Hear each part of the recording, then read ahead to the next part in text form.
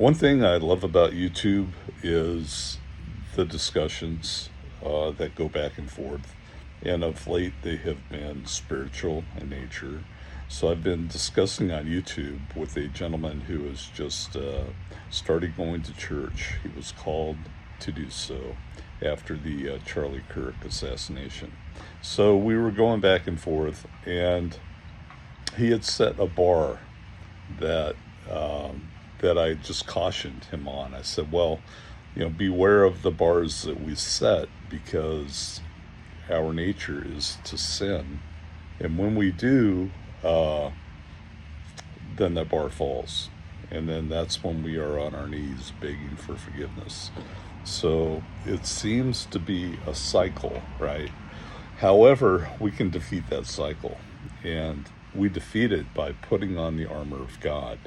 And visually, that is a spiritual set of armor that will protect you from the arrows that are fired from Satan at you.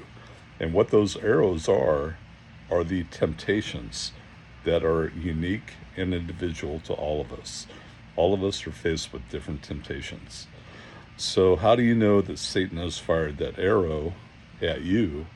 Is your first thought of how pleasurable that sin is, that particular sin is.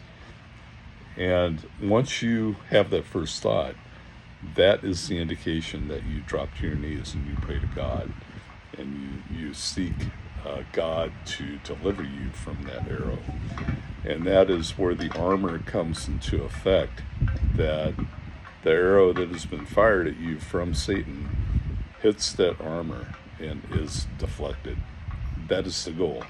So you don't have to be caught up in this repetitious cycle of sinning and begging for forgiveness, and sinning and begging for forgiveness.